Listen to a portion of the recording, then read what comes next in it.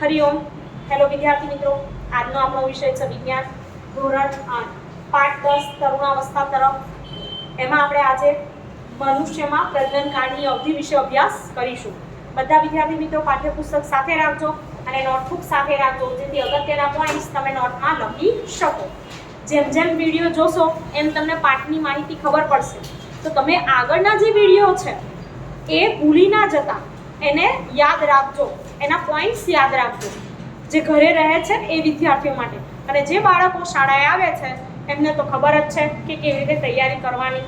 બરાબર, પાઠનું રોજે રોજ વાંચન કરતા રહેવાનું છે.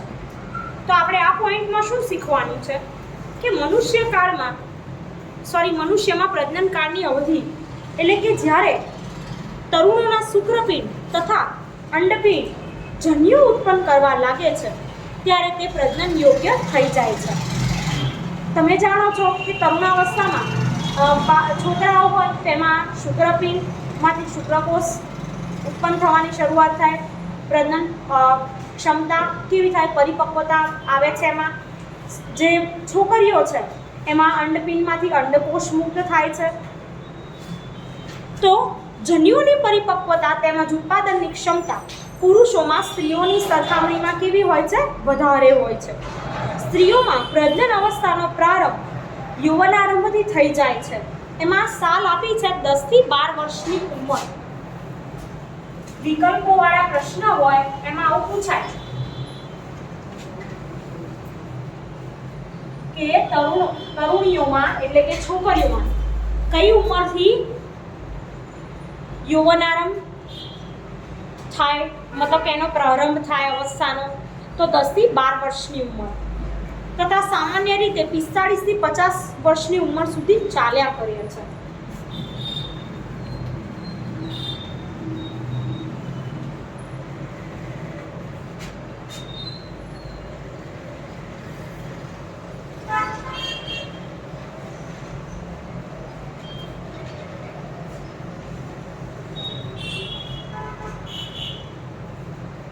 પ્રારંભ 10 થી 12 વર્ષની ઉંમર, અંતિમ 45 થી 50 વર્ષની ઉંમર. અંત યૌવનારંભથી અંડકોષો પરિપક્વ થવા લાગે છે. અંડપિંડમાંથી એક અંડકોષ પરિપક્વ થાય છે તથા લગભગ 28 થી 30 દિવસોમાં અંતરાલ પર કોઈ એક અંડપિંડ દ્વારા મુક્ત થાય છે. કોઈ એક અંડપિંડમાંથી 28 કે 30 દિવસના અંતરાળ એટલે કે સમયગાળે અંડકોષ મુક્ત થાય છે. અને તમને યાદ હશે સ્ત્રીઓના પ્રજનન તંત્ર વિશે તમે ભણ્યા છો કે સ્ત્રીઓમાં કેટલા અંડપિંડ આવેલા હોય છે? 2 અંડપિંડ આવેલા હોય છે. એમાંથી એક અંડપિંડ અંડકોષ મુક્ત કરે છે. આ સમયમાં ગર્ભાશયની દિવાલ જાડી થઈ જાય છે, જેનાથી તે અંડકોષના મુક્ત થયા બાદ યુગ્મનદને ગ્રહણ કરી શકે, જેના ફળ સ્વરૂપે ગર્ભધારણ થાય છે. જો અંડકોષનું ફલન ન થાય તેવી સ્થિતિમાં અંડકોષ તથા ગર્ભાશયનું મોટું સ્તર તેમજ તેની રુધિરવાહિનીઓ સાથે તે તૂટવા લાગે છે. તેનાથી સ્ત્રીઓમાં રક્તસ્રાવ થાય છે, જેને ઋતુસ્રાવ અથવા રજોસ્રાવ કહેવાય છે. આ પણ ખાસ યાદ રાખજો, ઋતુસ્રાવ, રજોસ્રાવ.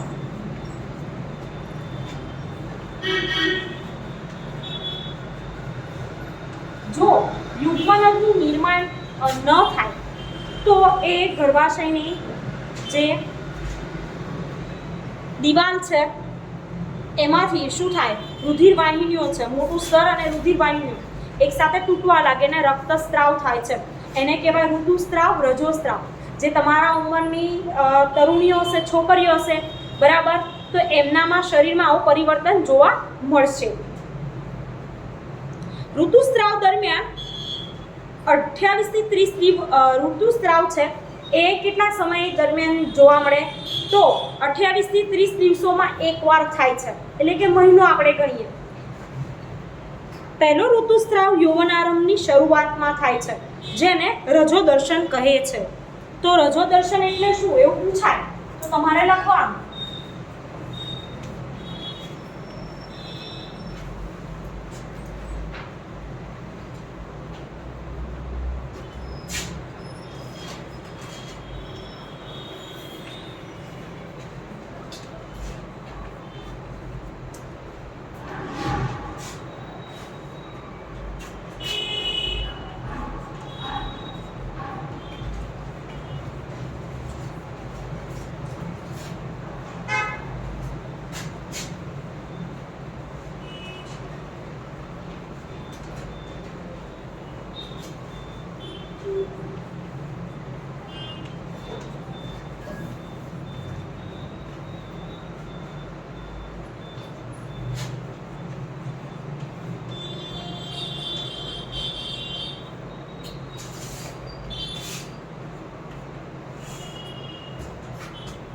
રજો દર્શનની વ્યાખ્યા છે.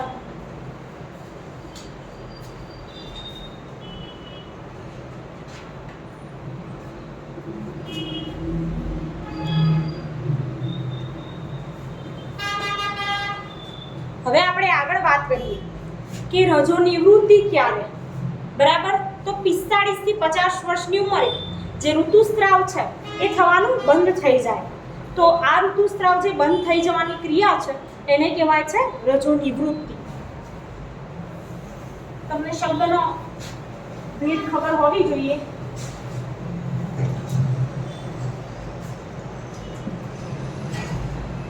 અને આ તમારા માટે ભણવું જરૂરી છે, કારણ કે આપણા શરીરમાં જે ફેરફાર થાય છે, જે પ્રક્રિયા થાય છે એની તમને ખબર પડે.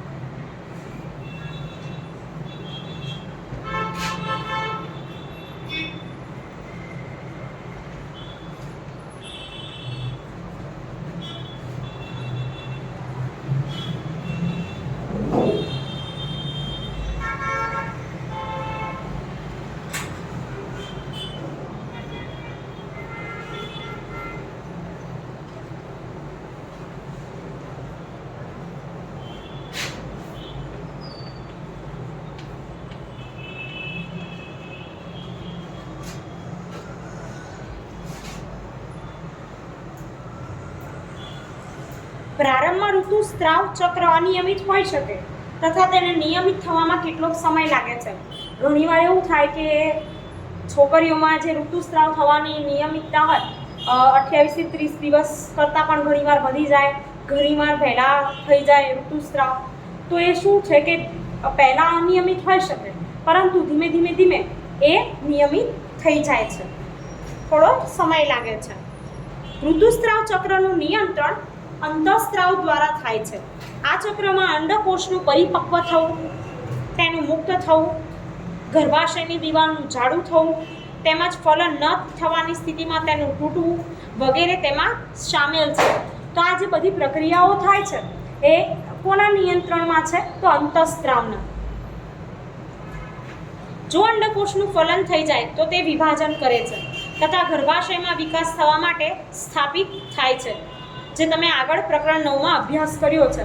તમે જાણો છો કે અંડકોષ છે અને શુક્રકોષ બંને જોડાઈ યુગ્મનદનું નિર્માણ કરે છે અને એ ગર્ભાશયની દિવાલમાં સ્થાપિત થાય છે અને ધીમે ધીમે ધીમે ગર્ભાશયમાં શું થાય છે? ગર્ભનું નિર્માણ થાય છે અને ગર્ભમાંથી 9 મહિના બાદ બાળકનો જન્મ થાય છે. જો અંડકોષનું ફલન થાય તો અહીંયા ગર્ભાશયની દિવાલમાં સ્થાપિત થશે અને ધીમે ધીમે ધીમે આગળ પ્રક્રિયા થશે. પણ જો ફલન ન થાય તો શું થાય? તો ઋતુસ્રાવ થાય છે.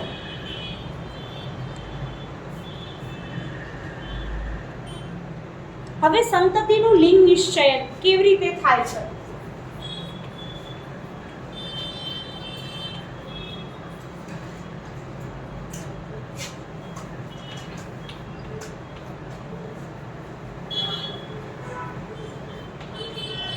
બરાબર ને? બાળક આ સમજાવતા પહેલા હું તમને ન્યૂઝપેપરમાં એક આર્ટિકલ વાંચ્યો હતો એના વિશે વાત કરું.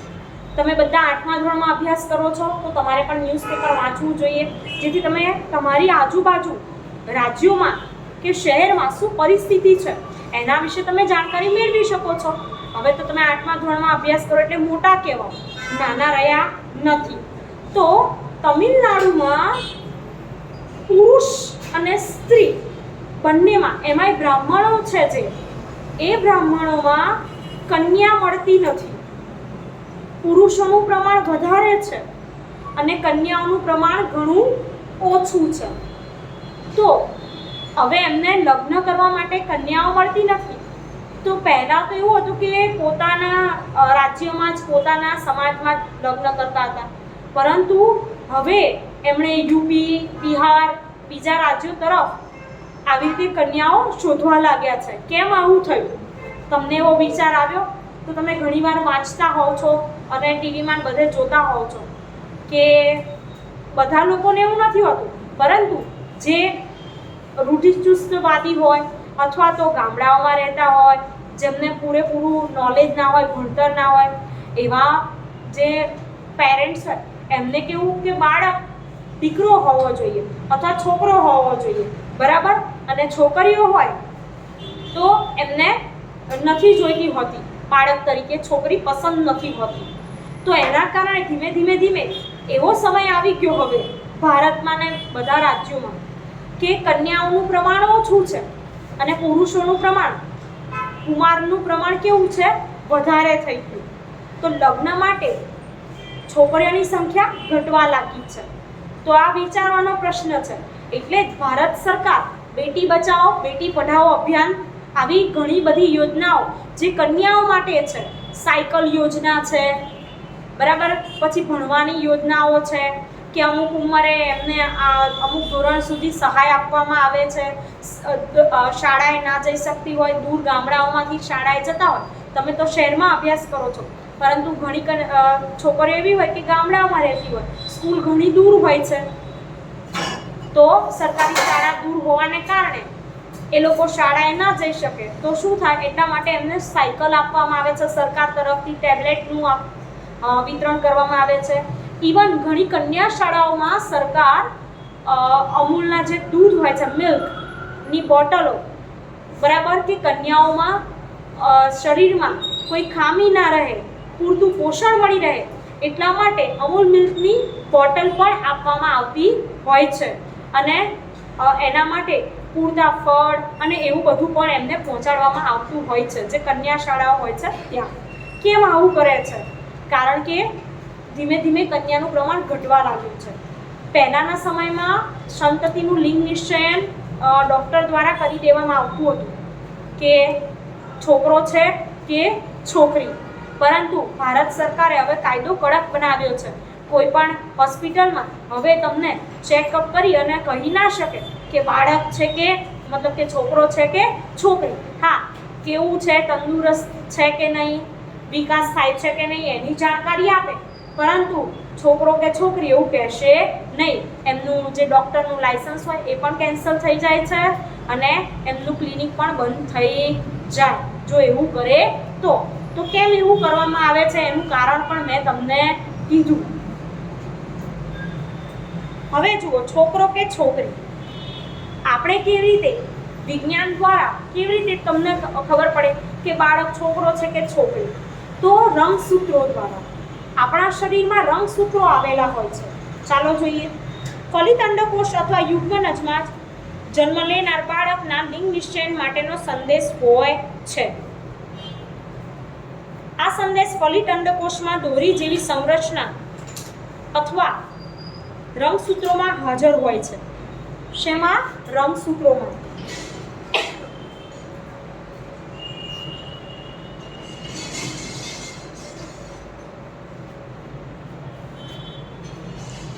હવે જો, રંગસૂત્રો પ્રત્યેક કોષના કોષ કેન્દ્રમાં આવેલા હોય છે. રંગસૂત્રો ક્યાં જોવા મળે? તો કોષ કેન્દ્રમાં.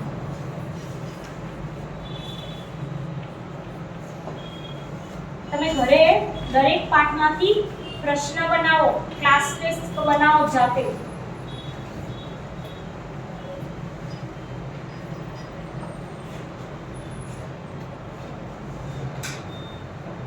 બધા જ મનુષ્યના કોષોમાં કોષ કેન્દ્રમાં 23 જોડ રંગસૂત્રો આવેલા હોય છે. 23 જોડ એટલે જોડ હોય એટલે 2, તો 23 દુ 46 રંગસૂત્રો આવેલા છે આપણા શરીરમાં. મનુષ્યના કોષ કેન્દ્રમાં 23 જોડ રંગસૂત્રો આવેલા હોય છે. તેમાંથી 2 રંગસૂત્ર એટલે કે 1 જોડ લિંગી રંગસૂત્રો છે.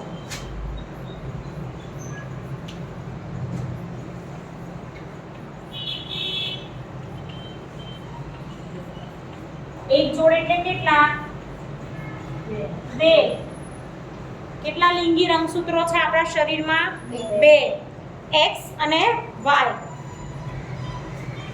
એક X અને બીજું વાય. સ્ત્રીઓમાં એક્સ અને વાય. હવે સ્ત્રીઓની વાત કરીએ આપણે.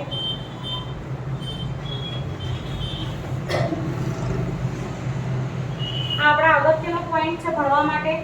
તૈયાર કરજો, મુદ્દાસર પ્રશ્નમાં પણ પૂછાઈ શકે.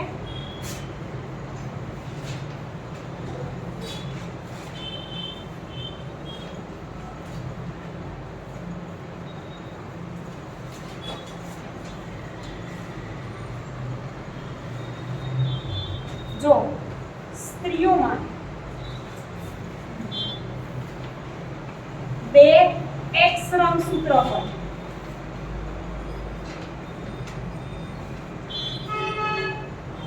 અને પુરુષમાં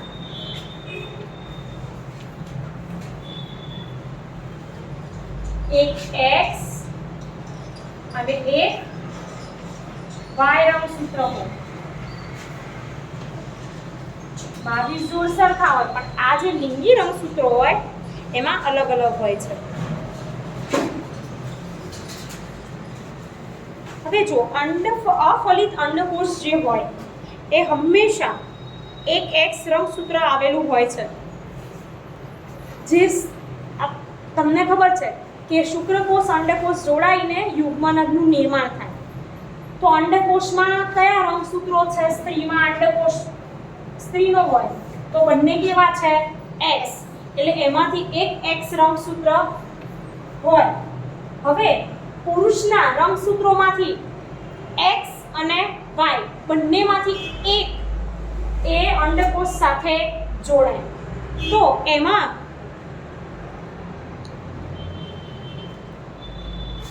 જો એક્સ રંગસૂત્ર જોડાય એક્સ ની સાથે અને એક્સ ની સાથે વાય રંગસૂત્ર જોડાય, બે છે કેટલા? એક્સ અને વાય. કાં તો એક્સ જોડાય કાં તો વાય જોડાય.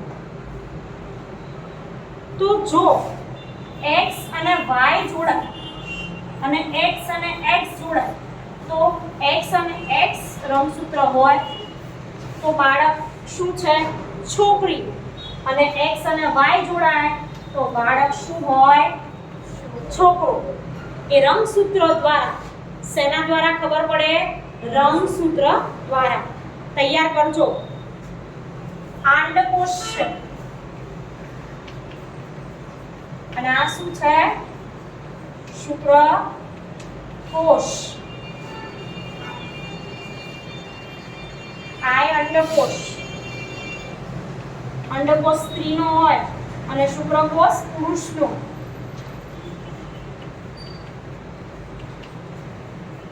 દસમા ધોરણમાં પણ આ જ ચેપ્ટર આવે છે અને આ જ પ્રશ્ન આવે છે મુદ્દાસરમાં. તો તમારે 8મા ધોરણથી જ તૈયારી કરી અને 10મા ધોરણમાં જવાનું છે. બરાબર? તો હવે તમને ખબર પડી કે છોકરો કે છોકરી કેવી રીતે જન્મે છે. બરાબર ને? પછી કોઈ માતા મહાદેવ કે ક્યાં એવું કહેતા હોય કે લાવો બાધા રાખો છોકરો જ આવશે, તો એવું હોતું નથી. ઇટ ડિપેન્ડ્સ ઓન રંગસૂત્ર. બરાબર? રંગસૂત્રો પર આધારિત છે. ભગવાન પણ છે, ચમત્કાર પણ કરે, પરંતુ આ સાયન્સ અને ટેકનોલોજી છે. આપણા શરીરમાં રંગસૂત્રો દ્વારા નક્કી થાય છે કે કોઈ ડોક્ટર કે કોઈ આમાં કશું કરી શકે નહીં. બરાબર ને? જે લોકો ભણેલા ન હોય, જ્યાં શિક્ષણ ન પહોંચ્યું હોય કે જ્યાં આવી ટેકનોલોજી વિશે માહિતી ના હોય, ત્યાં ગામડાઓમાં હજુ પણ અંધશ્રદ્ધા રાખવામાં આવતી હોય છે કે અહીંયા બાધા રાખો બાળકમાં છોકરો જન્મશે, એવું થતું હોય છે. પરંતુ વિદ્યાર્થી મિત્રો, સાયન્સ અને ટેકનોલોજી ખૂબ જ આગળ છે. એ રંગસૂત્રો દ્વારા જ નક્કી થતું હોય છે. ચલો હવે આગળ વાત કરીએ કે એક્સ રંગસૂત્ર વાળો શુક્રકોષ અંડકોષનું ફલન કરે તો યુગ્મનદમાં બે રંગસૂત્રો એક્સ થાય છે અને માદા શિશુમાં વિકાસ પામે. જો અંડકોષનું ફલન કરવા વાળા શુક્રકોષમાં વાય રંગસૂત્ર હશે તો યુગ્મનદ નર શિશુમાં વિકાસ પામે છે. શેના દ્વારા? તો આ બાકી બધા તો સરખા જ છે, 22 જોડ સરખા જ છે. એક જોડ લિંગી છે, એમાં સ્ત્રીમાં બે એક્સ છે અને પુરુષમાં એક્સ અને વાય છે અલગ એટલે આમાંથી ખબર પડે જે જોડાય એ પ્રમાણે. ઓકે, હવે તમે જાણ્યું કે જન્મ પહેલા શિશુનું લિંગ નિશ્ચય તેના પિતાના લિંગી રંગસૂત્રો દ્વારા નક્કી કરવામાં આવે છે. એ ધારણા હતી કે બાળકનું લિંગ તેની માતા દ્વારા નક્કી કરવામાં આવે તે સંપૂર્ણપણે ખોટી છે અને તેને દોષિત માનવી અયોગ્ય છે. ઘણી જગ્યાએ એવું હોય કે સ્ત્રીઓને એવું કહેવામાં આવતું હોય કે છોકરી જન્મી તારો જ વાંક છે ને એવું બધું, બરાબર. ઘણી જગ્યાએ ઝઘડા પણ થતા હોય છે. તમે સમાજમાં રહો છો, તમને બધી ખબર હોય. હવે તો મોટા થયા, આજુબાજુમાં તમે જોતા હો. શહેરમાં તો આવું ઓછું બનતું હોય, ગામડાઓમાં કિસ્સા વધારે થતા હોય છે. તો વિદ્યાર્થી મિત્રો, પુરુષના રંગસૂત્રો દ્વારા સંતતિનું લિંગ નિશ્ચયન થતું હોય છે. આ તમારે ખાસ તૈયાર કરવાનું.